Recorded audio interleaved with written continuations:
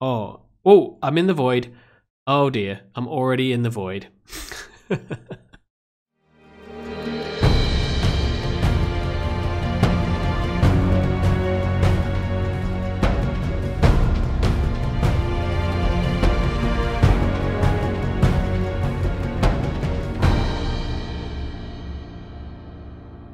Welcome to Minecraft The Journey. You're with Bugman CX. This is Minecraft InDev version 0.31 2010-0125-2. We are inside of the InDev house, which is a rather lovely piece of architecture that you spawn inside of in some of these versions of InDev, well, throughout the InDev phase of its development. What a load of fun. But inside of here, we've got a few chests. This one has some interesting items. This one has a full double chest worth of TNT. This one has a full chest worth of the cloth. And over here we've got several items which we're going to need if we're going to do survival, because these are all the items we need to actually mine and dig and pick, all of the things like that. Now if we come outside, you will notice that we have rain. Rain. It's toggleable. I mentioned this in the last episode, but I couldn't make it work. F5 is the key. F5 toggles the rain on and off. Look at this. Rain goes off, rain goes on. Rain goes off, rain goes on. Rain goes off, rain goes on. Rain goes off, rain goes on. You get the picture, but it's fun. I suppose it is only development, so that's what you can expect. The full weather system hasn't been written yet. Now these Ranas are still here. They're just causing havoc, running around like mad little Ranas. But what I want to do in this version, first of all, is I want to check out all of the items in these chests, because there were some special items here. You might have noticed up here we have bedrock, which is completely unobtainable in normal survival. This is a survival test still, I suppose, so I guess that is okay. This is a lava source block, and here are water source blocks. So why don't we go out into the world and find a nice little place where we can experiment with these items. Okay, this looks like a suitable spot to be playing with the items we have in our inventory here. Let's get out the water source block and the lava block and just let's see what happens. I chose this place specifically because there was nowhere for any of the water to leak, and I remember in a few episodes ago where we had trouble with a water source block completely flooding the whole level. So let's see what happens if we put a water source block here. It creates water. And the water source block looks really funky. I mean, it's nothing like these. You can't get... Oh, there it goes. It's actually filling the entire level. Now, this is obviously something that they fix later on, but for now, that's quite difficult to work with, especially if you do it by accident. But the water source block is fun. Look at that. You can't get in it, but you can stand in the water over here. It doesn't flow either.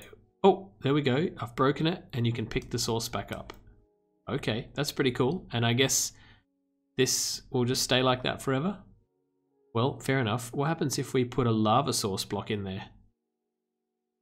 Not much. It looks like the lava and the water are quite happily existing side by side, which is completely unusual.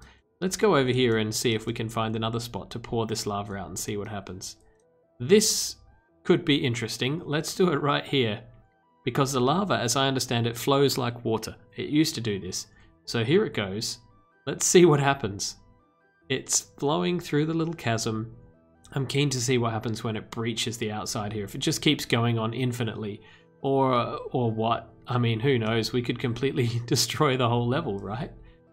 Wow, look at the side texture. It looks funky. Hey, it's creating stone. So that's a cool mechanic that we've not seen before. But it looks like I am going to be causing some huge problems. I have to I've crashed. No, I thought I've crashed the game. It froze up for a moment there. I have to get out of here. I have to get out of here before I burn. Get me up. This was possibly a bad idea considering this is the edge of the world, but we're here to experiment, aren't we? So that's what we're here. Whoa. Wow, ow. Okay. Dear. Well, that was no surprise considering how much lag I would have caused the interior of the game there. But while we're here at this screen, why don't we have a look at the generate screen, because there are some funky options we have here. We can generate different types of levels. First one is island. We have floating, flat, inland, and island again. So why don't we check all of these out? Because we have some other shapes. Square, long, deep, and size is normal, huge, and small. Okay, and theme is normal and hell. Well, we definitely need to check all of these out. So first, let's have a look at floating and see what a floating world actually means. Well, that took about a full minute. And imagine what that was like on computers that were 10 years older than the one I'm on right now. Do I need any blocks from here? I don't think so. Let's just go and explore an island. Wow, okay. That looks pretty cool. I mean, we've seen floating islands in Minecraft before, but not really in the world generation for the entire level. We're way up above the clouds, which must mean... oh, all the lag. Which must mean that we're quite high up on the Y. And this looks pretty cool. Why don't we see if we can get down there? I should have got my pick. Let me get that. Okay, we're back and we've got some tools because despite this being still a test world, it is survival. You'll also notice it's very jerky. So it's not my video or anything like that. It's actually the game being extremely jerky. I think it might have something to do with lighting, considering how... oh wow, that is so bad. Considering how long it took to generate the level. I'm not sure if this is playable right now. It certainly is way too jerky for me. Let's see what we can do if I regenerate the world. We are back in a brand new island world. This time I decided to generate it as a small island because the amount of updates going on in the last version meant that the game was just not responsive at all. But you can get a general idea of the island if I'm able to jump up on these things. It's pretty cool. It goes quite deep. So I think what we want to do is just dig down and then see what's at the bottom. Oh, I'm in the void. Oh dear, I'm already in the void. I dug myself around the side of the island, but I got down to this point and I thought there's not too much point going much further because as you can see through here, basically we know what's at the bottom. It's just stone and then the void. So over here you can see that a cave has generated and exposed itself out to the edge of the island looking into nothingness, which is pretty cool. Another couple of little islands there. And here, why don't we use this block here, have a look in our inventory again. I just wanted to have another go with the water and the lava. I just want to see what happens if I drop it off the edge of the world. I didn't want to be part of the problem there. I wanted to see if it would drop down like it does in current Minecraft, because maybe we can actually glide down the water. It looks like it's flowing. Yeah, it's definitely flowing. Let's put the lava off this edge over here, far away from the other one, just to make sure that there are no conflicts and problems. Oh, that's pretty cool. Okay, let's let this fall down a bit and then we'll slide down the water. Okay, are we ready to see if we can slide down the water? We can't get in that source block, so we should be able to float. Yes, we can float. I wonder how far down we go. Wow, this looks pretty sweet. Can we press spacebar to glide up and down? Yes, we can. This looks like the edge to me, so it looks like the clouds are actually fake, right? Because it looks like they've just changed the clouds from generating at the top of the world to at the bottom of the world to give the illusion that we're actually up higher than we are. So, haha, Minecraft, I saw through all your trickery.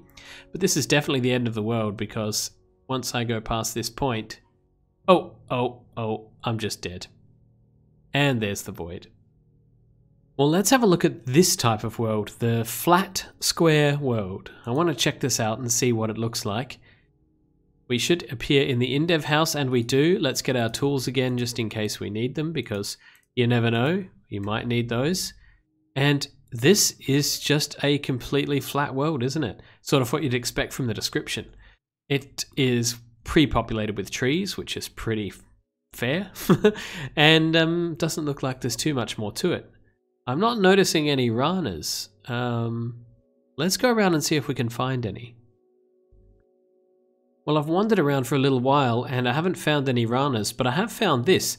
It seems that I've now found the edge of the terrain generation, and I imagine that in the other worlds this would be where the water meets the infiniteness where you can't cross. So I'm curious to see how far we can actually travel. Let's do it in reverse so that we can see the trees disappearing. And maybe this world is starting to get infinite.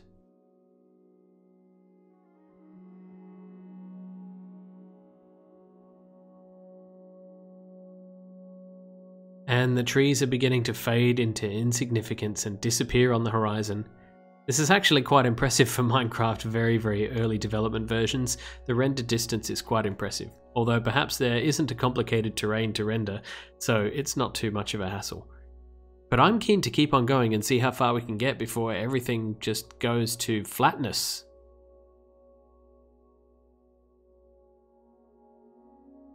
Well, the trees have completely gone now, and we're still going, and it looks like if I stop and look around, the entire world is completely flat, and I'm at a loss because I might lose my bearings in a minute, but there are the trees. You can see them in the horizon, so we haven't even wandered so far as the trees disappearing. It's just the void fog that's making them disappear in our primary center of vision. And if you know from regular Minecraft, with the fog you can always make stuff out in your peripheral vision like that better than you can in your central vision, which is kind of interesting. So that means that the render distance is still just fine. Maybe we should just keep going.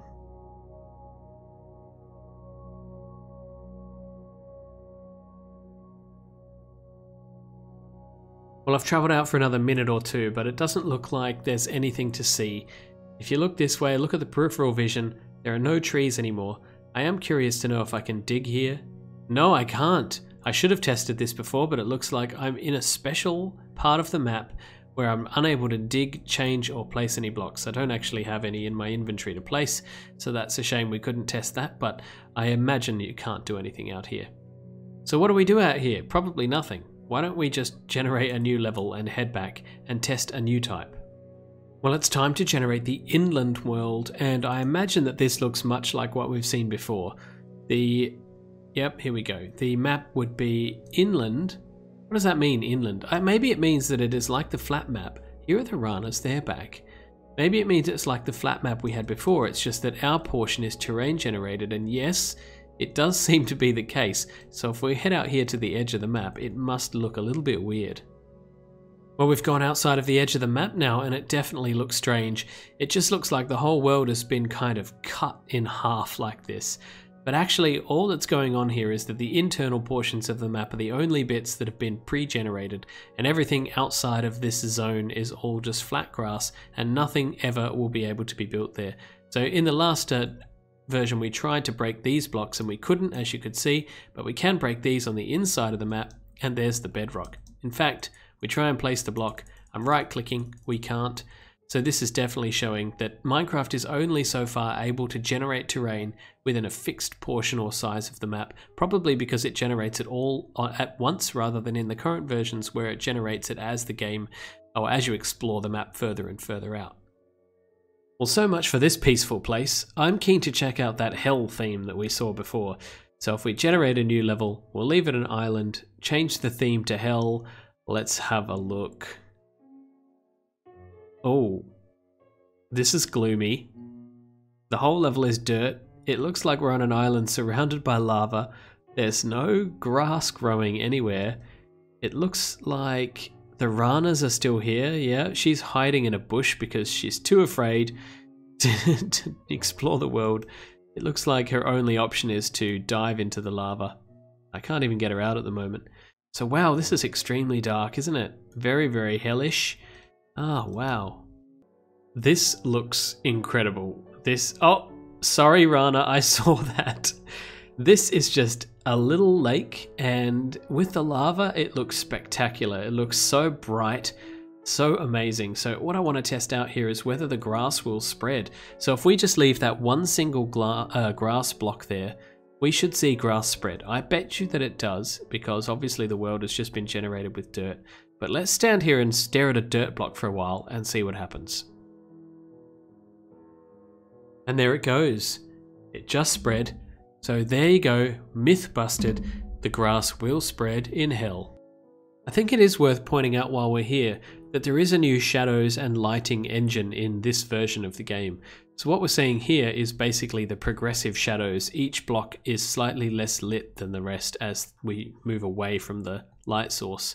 It doesn't look as clean as it does in future versions. I think it's still very blocky, but you can see that the game is starting to bring all of this together. Look at that beach. Not really the holiday destination I had in mind. Wow, look at that lava. It all changes color all together. Yeah, it's cool looking. It's pretty cool. Let's have a look around the entire island here. Pretty amazing to look at. In fact, this place would be way more challenging if there were some interesting mobs related to just this biome, or even just the return of those zombies and skeletons, because Rana down here, she's just not working for me at the moment, especially not in this biome. So let's get out of hell, let's go back to the proper, let's call it the overworld, and have a look at a couple of the other features we have left to cover. You know, it just occurs to me that the Minecraft in-dev house is actually the first automatically or procedurally generated structure in Minecraft. So that's actually pretty cool. A piece of history right there, even if this is a pretty ugly build. Speaking of other things added to this version, we have fire. So check this out. I can now set fire to all sorts of things, including this tree, and that tree should definitely go up in flames and definitely burn to a crisp. So we can just set fire all over the place, including ourselves. Well, I should have expected that really, to be honest. Let me just eat some apples to recover my health. I wonder what else we can set fire to.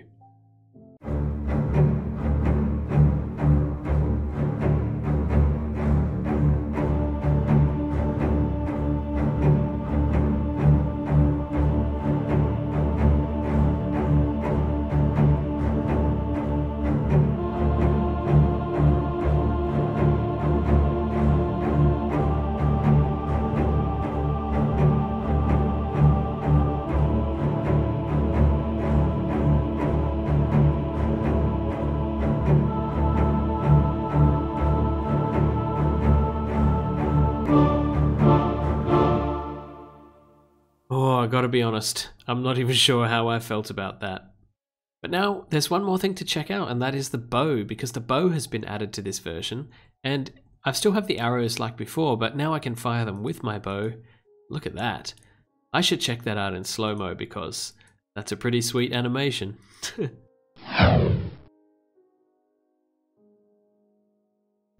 But look, the bow and arrow is pretty quick, there's no drawback or anything, so it's instantaneous rapid fire.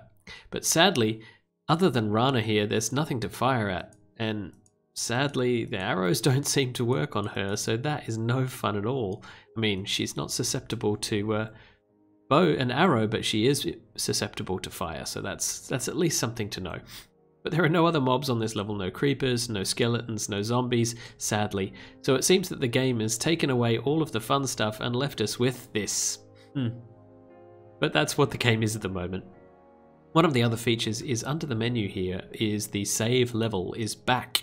Down here I can actually save a file, which is pretty cool, which means I can now save my levels and load them up in future versions. So I think what we should do is do something with our in-dev house over there, or maybe we'll start a new world where there's an in-dev house in a nice location, and then just dress it up a little bit, make it look a little bit better, make it look a bit more homely and lived in, and then we can reload this world every time we need to go through the versions and see how far we can get.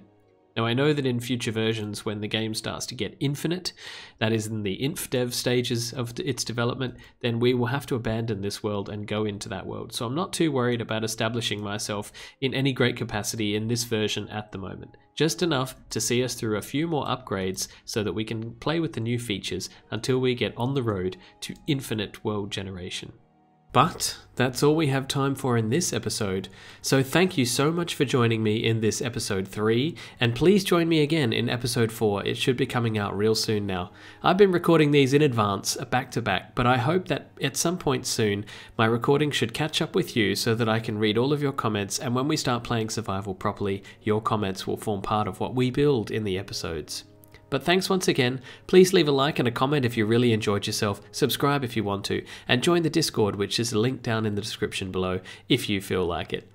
But thanks again, I shall see you in the next episode. This has been Bugman CX, you've been watching Minecraft The Journey. Bye bye.